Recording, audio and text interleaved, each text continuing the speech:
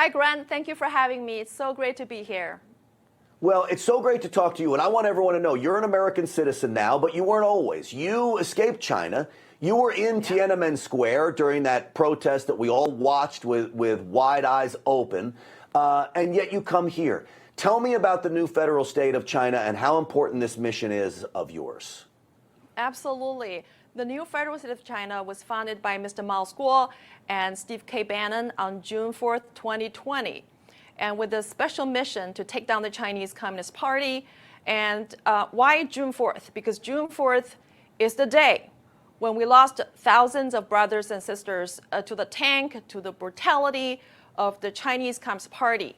So Mr. Mao Guo is considered the enemy number one by the CCP. And he started the Chinese whistleblower movement back in 2017.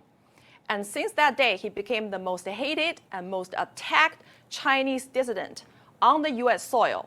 The CCP has bought out many American mainstream media to attack him, to slander him, and the social media has been deplatformed, and he still didn't have an account on Twitter.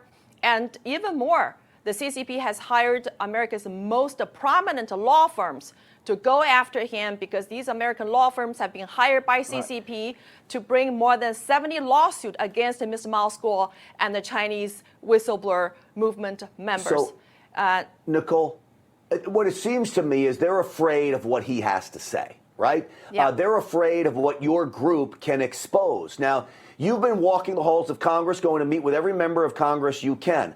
How are those meetings going? Are people inside? These are specifically Republicans. They're more apt to meet with you. I understand that, but I know you're nonpartisan. How has those meetings been going? Are the members of Congress understanding just how strong and serious of a problem this is? It's strong, it's solid, it's unstoppable. And I'm so encouraged by the outpouring support and enthusiasm expressed by our congressional leaders. And they know that CCP is the most dangerous existential threat to America. And they know that we need to save America first before we can talk about the free China, because the CCP is here.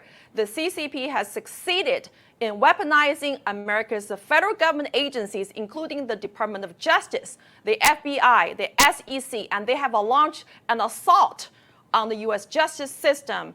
And their goal is very clear, is to take down America. So before CCP take down America, we need to take down the CCP. And we need congressional leader support from both aisles, because united we stand, we'll have a better chance to take down CCP sooner.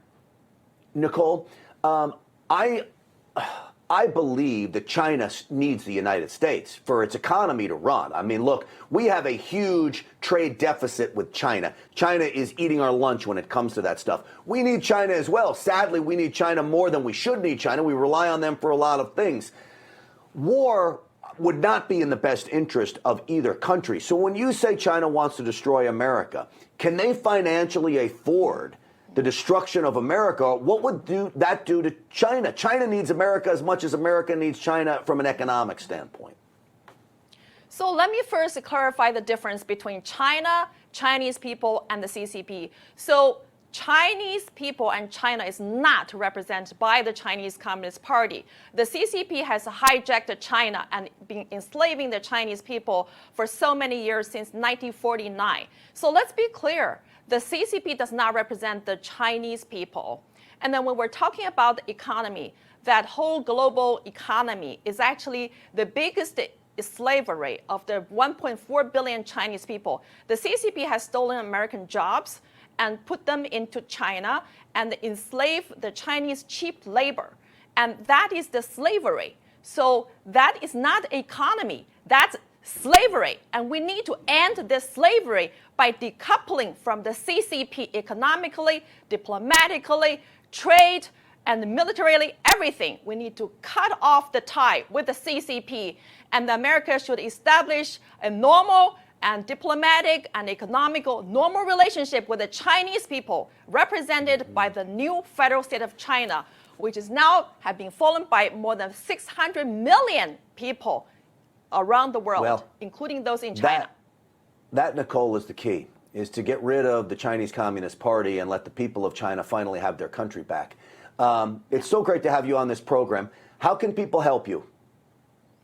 I would encourage everybody who's watching this show to call your congressman and ask them to sign on the Dear Colleague letter, which we have submitted to several congressional leaders. That letter is addressed to Jim Jordan, the chairman of the Select Subcommittee on the Weaponization of the Federal Government. We asked the Congress to start an investigation into CCP's weaponization of the DOJ, SEC, and the FBI and Southern District of New York, and look into the lawsuit brought by the CCP against Mao School, CCP's enemy number one. Mr. Mao School is CCP's most feared enemy, and he's now facing more than 70 lawsuits brought against him by American top law firms hired by the CCP. Yeah.